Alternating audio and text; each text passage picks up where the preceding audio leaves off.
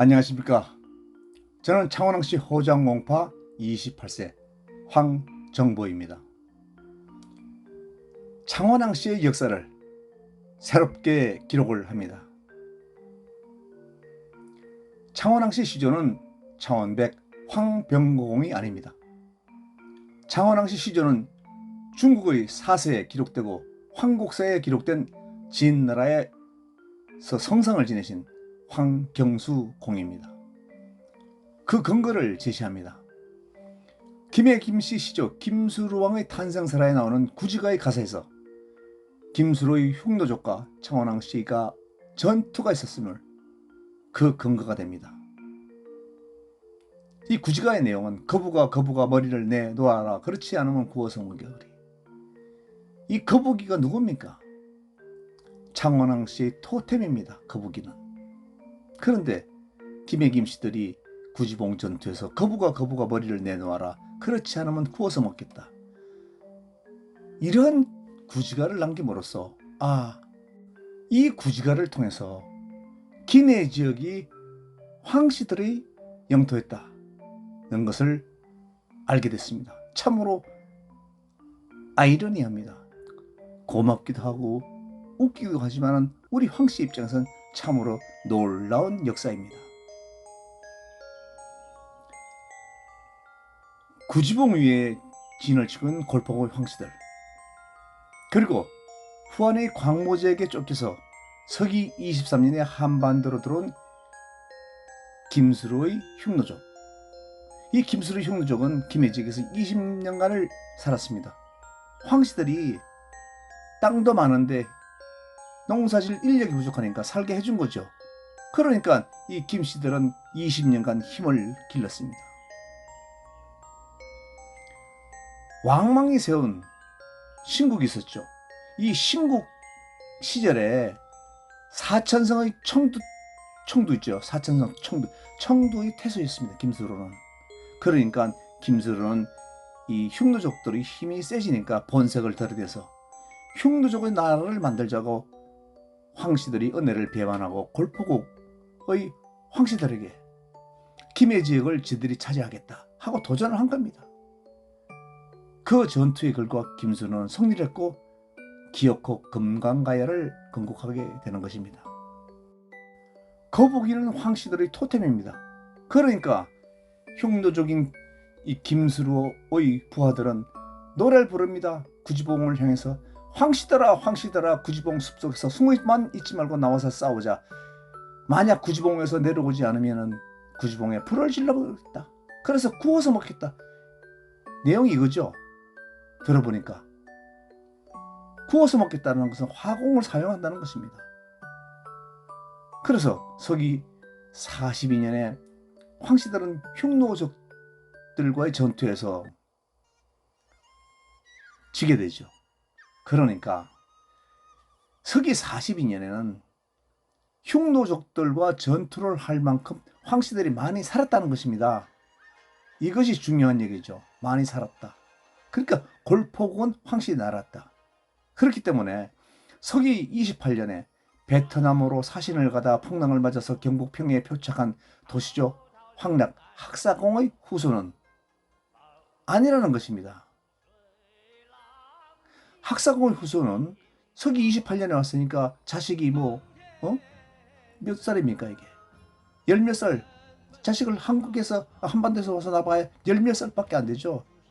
그러니까 학사공 황락공의 자식이 아니라는 것입니다. 그래서 황락 도시조설에 의해서 가벌병, 병고가 창원항시다 라는 설은 거짓입니다. 누가 만들어 놓은 것인지 모르지만 거짓이라는 것입니다. 이 구지가만이 황씨들이 김해 지역에 살았다는 증거를 제시하는 것이 아니라 마산, 창원, 진해, 김해 지역에 거북구자가 들어가 있는 많은 지명들에서 황씨들이 많이 살았다. 그것은 굴포국의 영역이었다. 이것을 우리는 알 수 있는 것입니다. 그러니까 골포국에는 여기저기 많은 황씨들이 살았고 황씨들이 사는 지역에는 거북구자가 들어가는 지명을 만들었다는 것입니다. 그래서 황씨 도시조설 의한 황낙공의 자식으로 갑고 을고 병고 중에서 병고가 창원왕씨라는 사람은 사실과 다른 거짓이라는 것이 밝혀졌습니다. 이제 밝혀진 것입니다. 그리고 창원백 황병고공은 도대체 누구란 말입니까? 조선시대에는 백작이란 자기가 없었습니다. 허위로 만들어낸 것입니다. 서기 28년 후한의 유신인 황낙공은 광무제의 명령으로 베트남으로 사신을 가던 중 풍랑을 맞아서 평해 월송리에 표착을 합니다. 이때 한반도의 경상도 지역의 정세는 박혁거세가 기원전 57년에 나라를 건국합니다. 그리고 그 뒤를 이어 박남래가 왕을 하다가 그 다음에 유리왕이라는 박유리가 서기 24년부터 57년까지 왕을 합니다. 그러니까 이 시기에 들어왔습니다. 그래서 황낙공이 평양에 오신 것은 유리왕 5년이라고 기록되어 있습니다. 그럼 황낙공은 평양 월성리에서 무슨 일을 하셨나요? 전혀 전해지는 것이 없고 그 한반도에서 여인을 만나가지고 여인에게서 자식을 낳았죠. 그 여인에게서 자식을 낳은 분들이 갑고 을고 병고다. 이겁니다. 무슨 일을 하셨나요? 아무도 알지 못합니다. 박혁거세가 세운 나라는 유리왕 다음에는 석탈해가 왕을 합니다. 그 다음은 박씨 3명이 또 왕을 하고 그 다음은 석탈의 후손 5명이 또 왕을 합니다. 그 다음은 석탈의 석씨들이 후손이 없어가지고 김할지의 후손 김미추가 262년부터 284년까지 또 왕을 합니다. 그 다음에 또 석씨 3명이 왕을 하고 서기 356년부터 402년까지 김내물 즉 내물왕이 왕을 하면서 김씨 세섭 왕조가 되었습니다. 그러니까 경주 김씨 김할지의 후손들이 계속 왕이 되는 것은 서기 356년 이후부터라는 것입니다. 황낙공의 자손들은 무엇을 하며 살았을까요? 신라의 마지막 왕 경순왕의 사위로 황경이라는 분이 계시죠. 이분은 장수황씨의 시조입니다. 그러니까 황낙공의 후손들은 900년이 지나도록 900년간 이 땅에서 무엇을 하며 먹고 살았는지 생각해 보십시오. 역사에 기록도 안 됐습니다. 이것이 한국 황씨의 역사라는 것입니다. 뭔가 이상하지 않습니까? 이것을 믿으라고 그렇게 황낙공께서 한국 황씨의 시조라고 하면서 한국 황씨를 통합하여 그 일을 유지시키려고 정치내에서는 많은 노력을 하면서 황씨의 역사를 감추고 있다는 것입니다. 특히 창원왕씨의 역사를 감추는 것입니다. 창원왕씨들은 8개 파로 나눠져서 자신들만의 주장을 하니까 무시를 당한 겁니다. 그래서 가벌병 중에서 병 마지막 막내가 된 것입니다. 근거도 없이 그렇게 만들어졌습니다. 통합이 안 되고 서로 다투고 있으니까 창원왕씨들이 그렇게 무시를 당한 것이죠. 이로 인해서 창원왕씨들은 시조가 누군지도 모르고 살아왔습니다. 창원왕씨 시조는 황병고공이다. 이것은 분명히 말해서 황낙 학사공이 한국왕씨의 시조다. 여기서부터 시작되는 것이지 다른 역사는 그런 기록이 없습니다. 다른 기록에는 그런 기록이 없는 것이 이것이 교과서처럼 전해왔기 때문입니다. 그럼 다른 역사를 한번 밝혀보겠습니다. 2379년 전의 역사라서 퍼즐을 맞추기는 어렵습니다. 그렇지만은 전혀 사실무근이다. 이렇게 말할 수도 없는 것입니다. 그렇게 아니라는 것을 한번 말해보고자 합니다. 중국의 진나라는 기원전 900년부터 기원전 221년까지 나라입니다. 그러니까 진시황이 기원전 221년에 중국을 최초로 통일시켰지만 기원전 206년에 멸망을 합니다. 이 진나라에서 진나라 효공 때 성상을 지나신 분이 계셨으니까 황경 또는 황경수라고 불리는 분입니다. 창원의 의창군에서 거기에는 다우리 고분이 있습니다. 다우리 고분에서 출토된 붓을 근거로 창원 지역에서는 중국과의 교류가 있었고 한자를 아는 지식증이 있었다는 것을 연결해서 역사를 밝혀봅니다. 다우리 고분의 붓은 기원전 5세기 경 것으로 이렇게 추정을 한다고 하니까 기원전 400년에서 500년 사이라는 것이죠. 이것이 정확한지 모르겠지만 여기에 초점을 맞춰 보겠습니다. 기원전 648년 하남성 황천연의 황국은 초나라에 의해서 멸망을 합니다. 황국의 멸망으로 초나라의 노예로 살아간 황씨들도 있었겠지만 많은 황씨들은 황국을 떠납니다. 그중 일부가 한반도로 들어와서 마산과 창원에 자리를 잡고 뿌리를 내립니다. 그런데 이 시기는 정확히 알 수가 없다는 것이죠. 중국의 사기나 사서에 등장하는 춘신군 황홀공의 이야기는 아주 유명합니다. 그래서 중국에서 황국사라는 책이 지어졌는데 문제는 이 책에 황홀공의 정조 할아버지 황경 또는 황경수공이 한반도로 건너가서 신라에 살았다. 한반도에 신라에 살았다. 이렇게 기록이 되어 있습니다. 한반도가 신라라는 기록을 할 수 있는 것은 이때 중국이 황국사가 쓰여질 때 중국은 당나라 시대 때였다는 것입니다. 당나라 시대 때 쓰여졌기 때문에 그때는 신라였죠. 한반도가.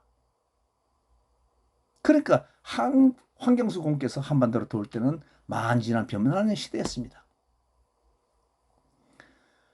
황국사에 기록된 황경수공에 대한 이야기입니다.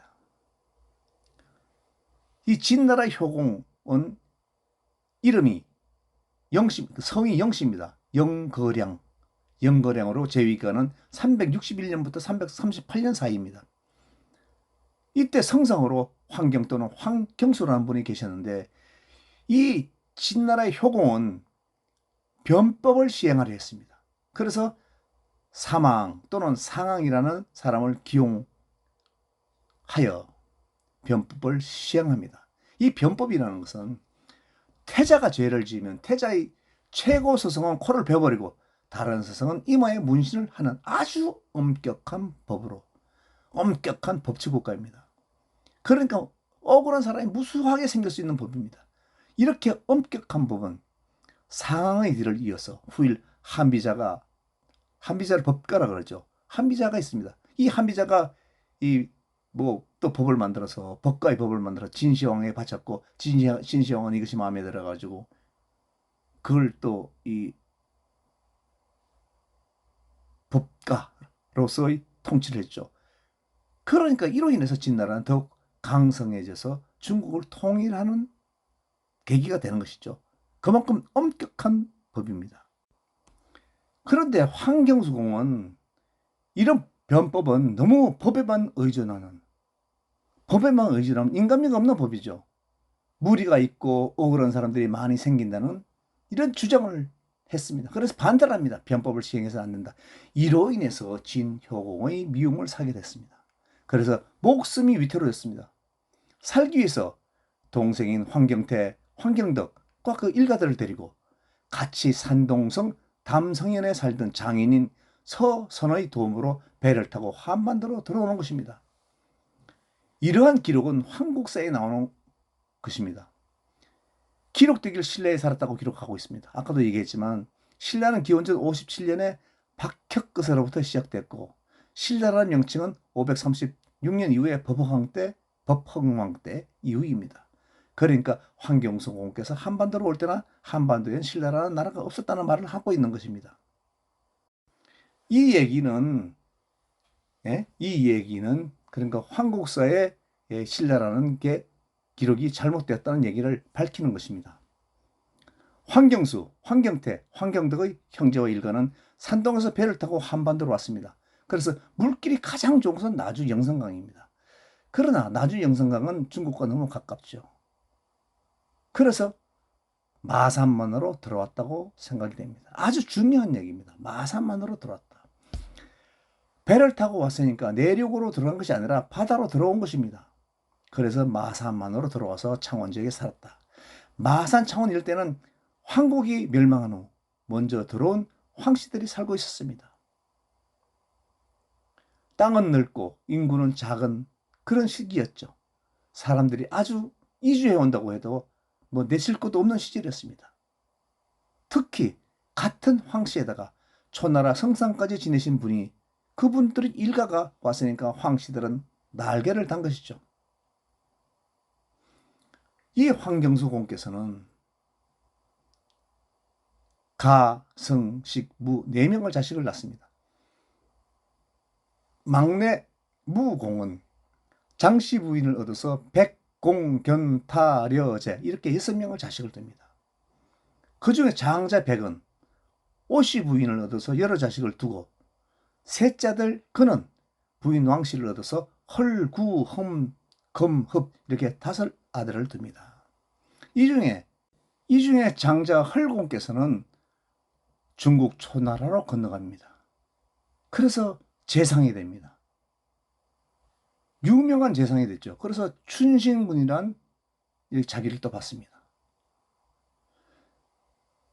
성상을 지내신 황경수공의 자식들은 전부 다 학문을 하였죠.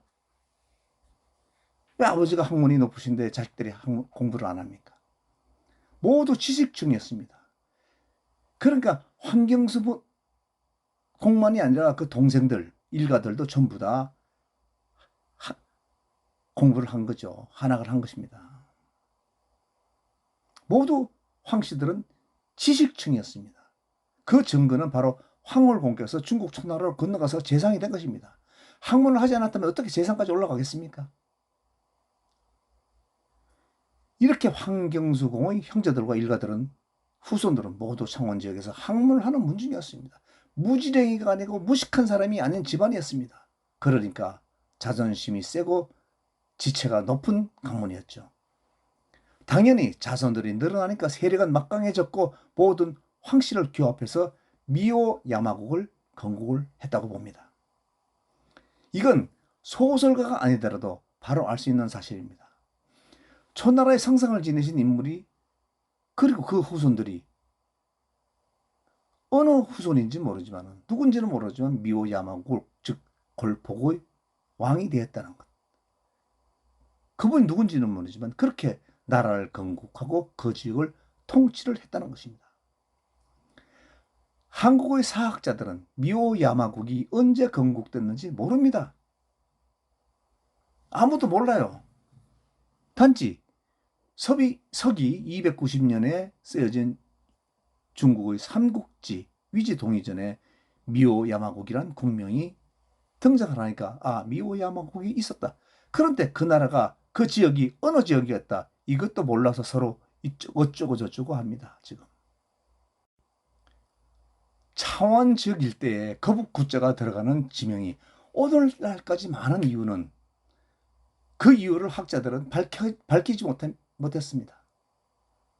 밝히지 못하고 있는 것이요. 연구도 안 하신가 아는 사람이 없는 것이죠. 이 탁순국이라는 명칭도 서기 720년에 쓰여진 일본 서기에 나오는 국명입니다. 골포국은 삼국사기에 나오는 국명이고요. 우리는 이 황국사를 통해서 황경수공이 한반도로 최초로 들어온 황씨라는 것, 이것은 많은 사람이 알고 있습니다. 그런데 이분이 누구의 선조가 되는지 아무도 모릅니다. 우리 황씨들도 나의 선조다라고 주장하는 사람이 단 한 사람도 없습니다. 그 이유는 현재 한국왕씨 시조는 황낙, 학사공이라고 교과서처럼 딱 만들어 놓고 가르쳐 왔기 때문에 그렇습니다. 이것을 어기면 마치 큰일이 나는 줄 알고 있는 것입니다. 이제는 그럴 때가 아니죠. 창원왕씨들은 여러 개의 지파가 있는 것은 당연합니다. 1924년에 만들어진 책에 8개의 창원왕씨가 있다. 그러니까 창원왕씨들도 황경수공이 자신들의 선조라는 것이라고 감히 말할 수 있는 집안은 없다는 것입니다. 황경수공이 신라에 살았다는 기록, 그리고 그 후손들도 그래 했다는 기록은 한반도의 어느 지역을 지칭하는지 모릅니다. 그래서 창원왕씨들은 주장을 해야 됩니다. 창원 지역에 거북구자가 들어가는 많은 지명은 골포국의 황씨 나라가 있음을 말하는 것이고 그 골포국은 학식이 높고 지위가 높은 황씨가 세웠다. 제가 이런 주장을 했죠. 창원왕씨 시절은 골포국 국왕이다. 아주 막연한 얘기입니다. 그렇고 석연치 않습니다.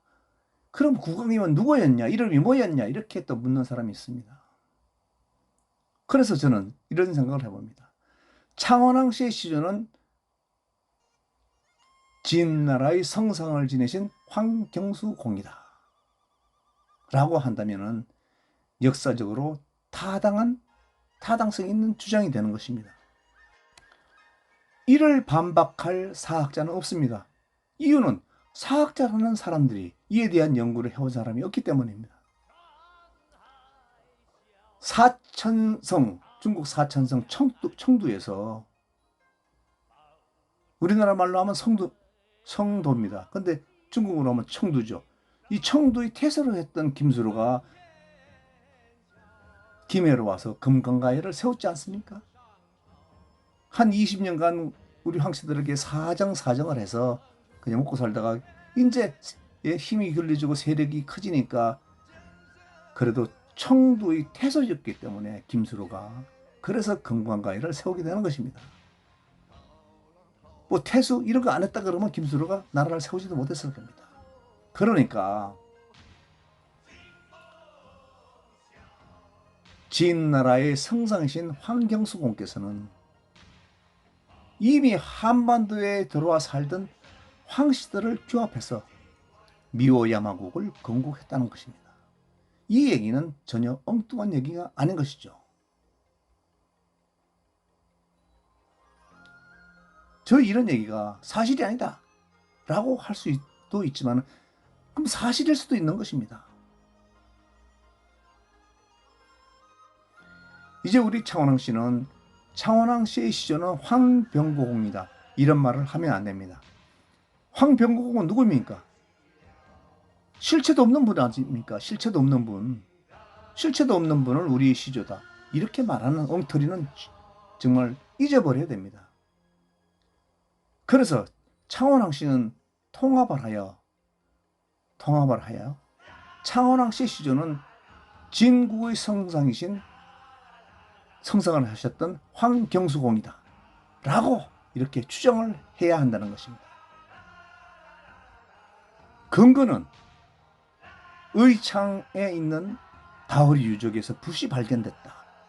붓이 발견됐다는 것은 학문을 하는 사람이 있었다. 그리고 창원의 지역 마산, 김해 여기까지 많은 거북구자가 들어가는 지명이 있었다. 이것을 근거로 해서 우리는 주장을 해야 됩니다. 창원왕 씨의 시조는 진국에서 성상을 지내신 황경수공이다. 이렇게 말입니다.